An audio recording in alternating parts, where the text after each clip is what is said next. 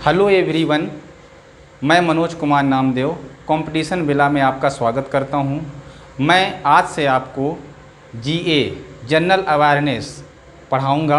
General awareness में आपको मैं भारतीय अर्थव्यवस्था, भारतीय अर्थव्यवस्था इंडियन इकोनॉमी के बारे में बताऊंगा।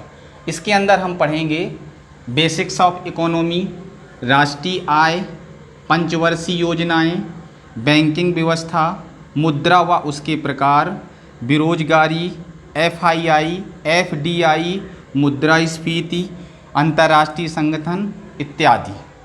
अब हम स्टार्ट करते हैं। इसका पहला टॉपिक बेसिक्स ऑफ इकोनॉमी।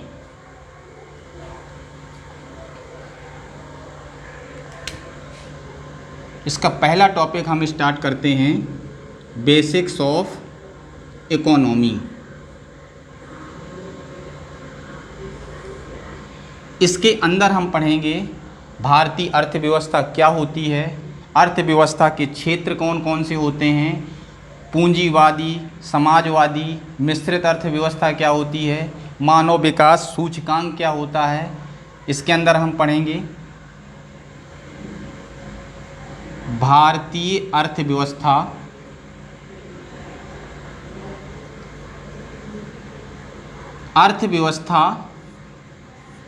अर्थात अर्थ प्लस व्यवस्था।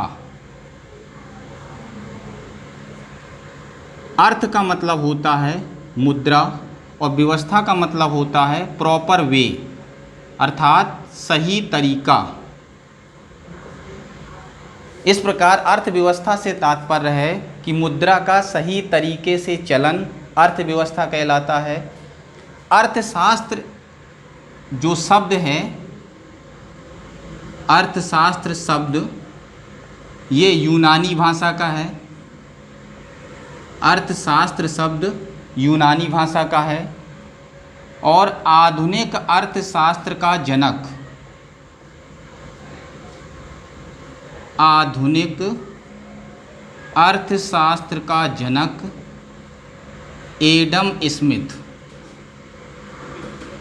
आधुनिक अर्थशास्त्र का जनक है एडम स्मिथ। एडम स्मिथ जी ने एक कथन भी दिया था कि अर्थशास्त्र धन का विज्ञान है। अर्थशास्त्र धन का विज्ञान है, ये एडम स्मिथ जी का कथन है। एडम स्मिथ जी ने एक पुस्तक भी लिखी है, wealth of nations. Adam Smith ji की एक पुस्तक भी है, वेल्थ ऑफ नेशंस। हमने क्या सीखा यहाँ पे कि अर्थव्यवस्था अर्थात अर्थ प्लस व्यवस्था, जिसमें अर्थ का मतलब होता है मुद्रा, व्यवस्था का मतलब होता है सही तरीका, अर्थात मुद्रा का सही तरीके से चलन अर्थव्यवस्था कहलाता है। अब इसमें अर्थशास्त्र शब्द यूनानी भाषा का है। आधुनिक अर्थशास्त्र का जनक एडम स्मिथ है। एडम स्मिथ जी का कथन है अर्थशास्त्र धन का विज्ञान है। एडम स्मिथ जी की पुस्तक है वेल्थ ऑफ नेशंस। अब हम इसमें पढ़ेंगे पूंजीवादी अर्थव्यवस्था क्या होती है, समाजवादी अर्थव्यवस्था क्या होती है और मिश्रित अर्थव्यवस्था क्या होती है। पूंजीवादी को हम इंग्लिश में कहते हैं कैपिटलिज्म।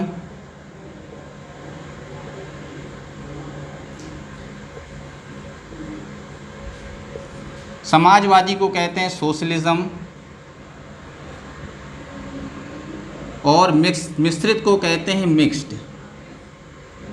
जैसे हम आपको कह दें कि भारत की अर्थव्यवस्था मिश्रित अर्थव्यवस्था है, तो आपको ये नहीं समझ में आएगा कि मिश्रित अर्थव्यवस्था होती क्या है। तो इसके लिए हम सबसे पहले समझेंगे पूंजीवादी। पूंजीवादी अर्थव्यवस्था का मतलब होता है कि पूंजीवादी अर्थव्यवस्था में प्राइवेट सेक्टर,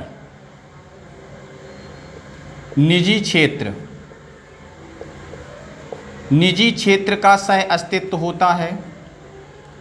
इसमें पूंजी को बढ़ावा दिया जाता है।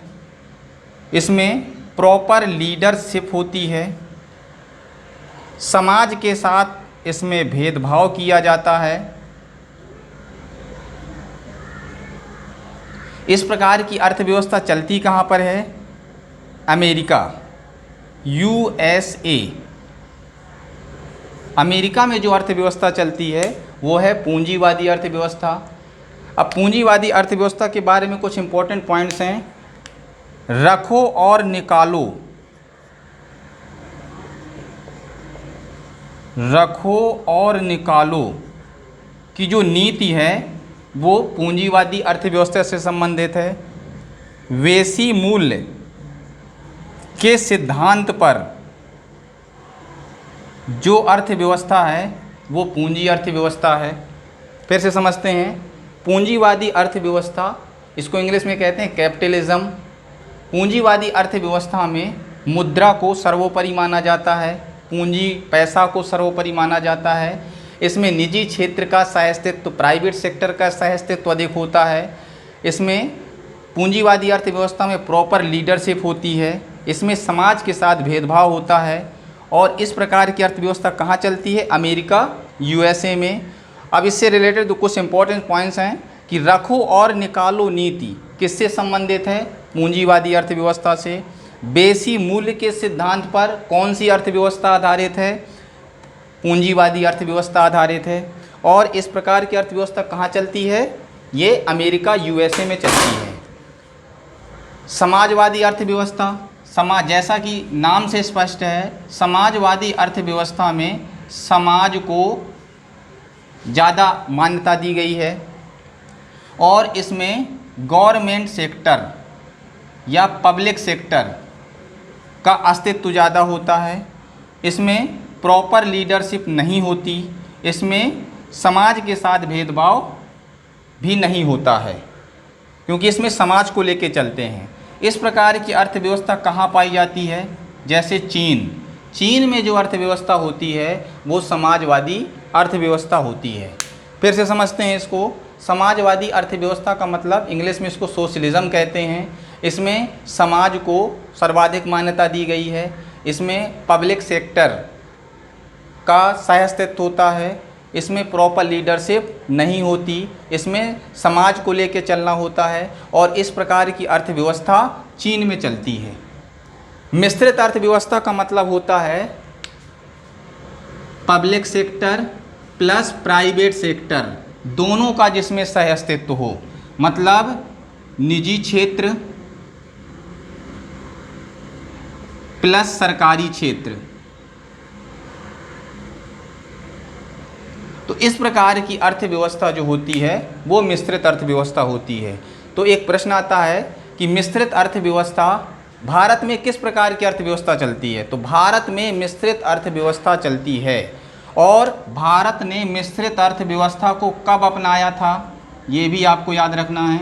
भारत ने मिश्रित अर्थव्यवस्था को सन 1948 में अपनाया था। भारत ने मिश्रित अर्थव्यवस्था को सन 1948 में अपनाया था।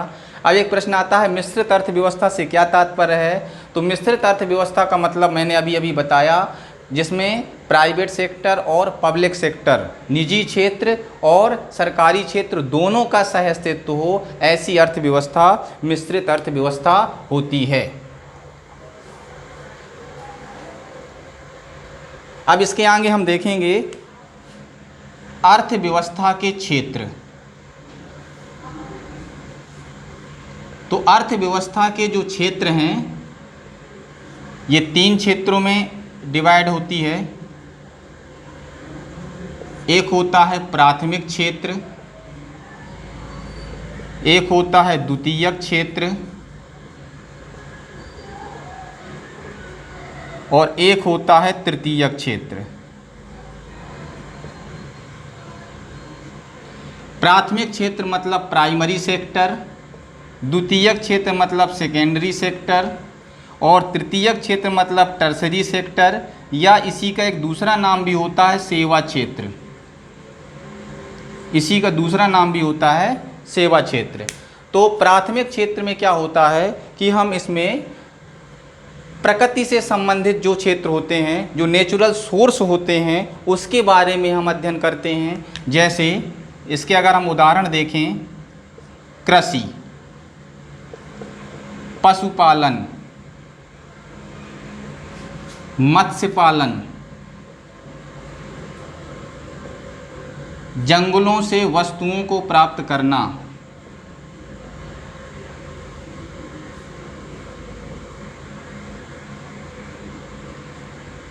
तो ये प्राथमिक क्षेत्र के अंतर्गत आता है, प्राइमरी सेक्टर में आता है। प्राथमिक क्षेत्र में क्या आता है? Primary sector.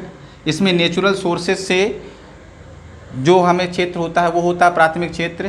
तो उदाहरण है इसकी कृषि, पशुपालन, मत्स्य पालन अर्थात मछली पालन और जंगलों से वस्तुओं को प्राप्त करना, ये प्राथमिक क्षेत्र के अंतर्गत आता है। द्वितीयक क्षेत्र, सेकेंडरी सेक्टर। तो द्वितीयक क्षेत्र में प्राथमिक क्षेत्र के उत्पादों को हम कच्चे माल की तरह उपयोग करते हैं।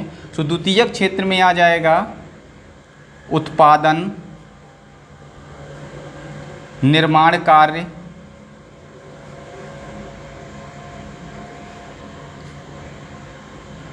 उद्योग जैसे खनिज उद्योग, वस्त्र उद्योग, ये सब द्वितीयक क्षेत्र में आते हैं।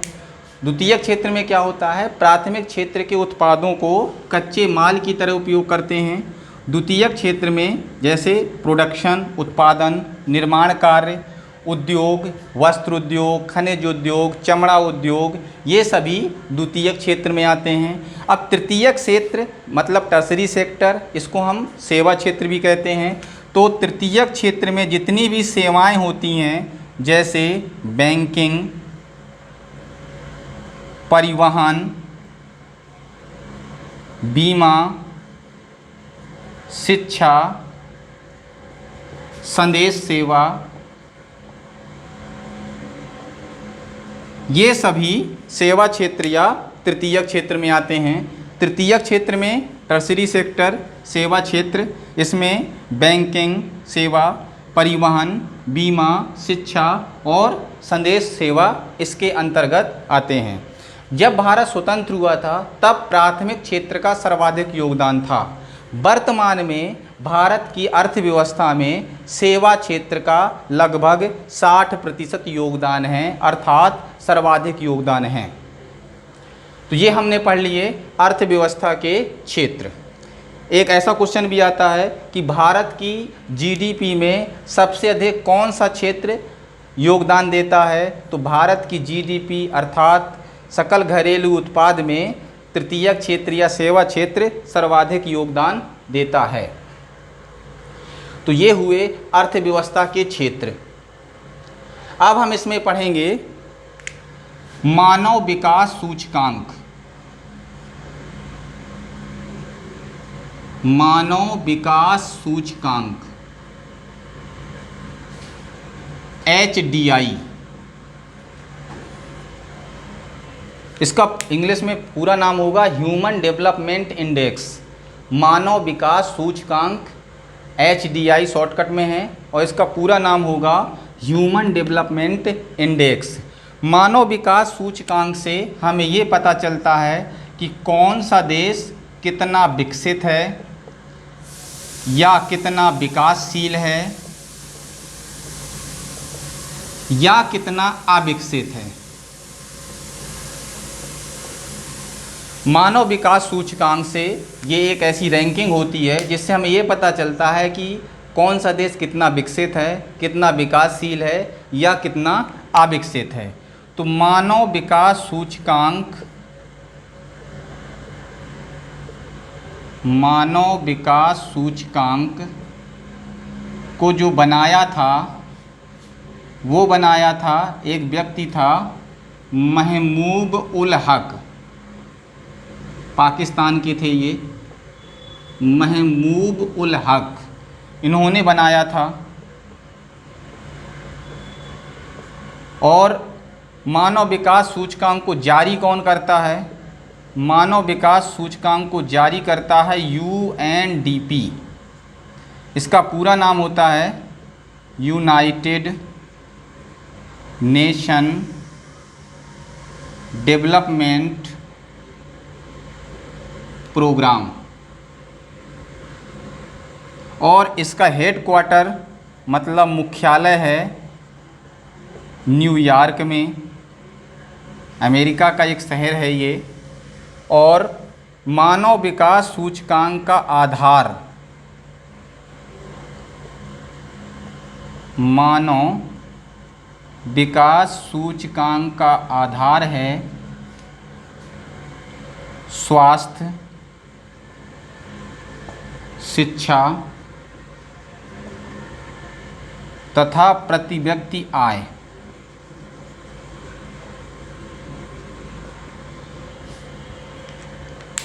फिर से समझते हैं।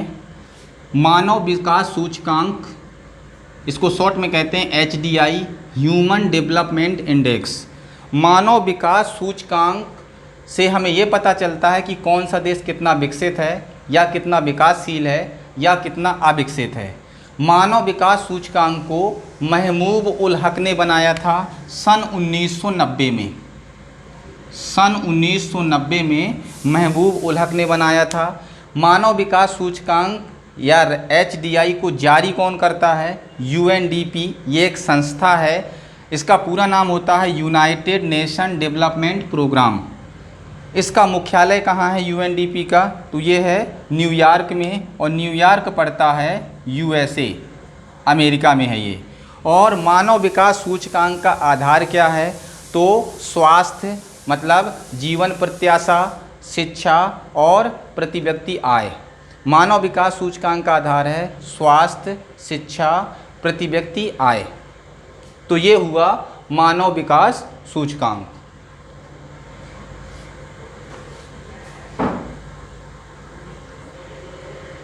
आप हमारे चैनल को लाइक करना और सब्सक्राइब करना ना भूलें। अगर आपको मेरा वीडियो पसंद आया है तो आप उसको लाइक करें, सब्सक्राइब करें। और अगर आपको कोई भी क्वेरी है, कोई भी क्वेश्चन है, तो इंस्टाग्राम में लिंक दी गई है, वहाँ आप कमेंट करके क्वेश्चन पूछ सकते हैं। ठीक है, धन्यवाद।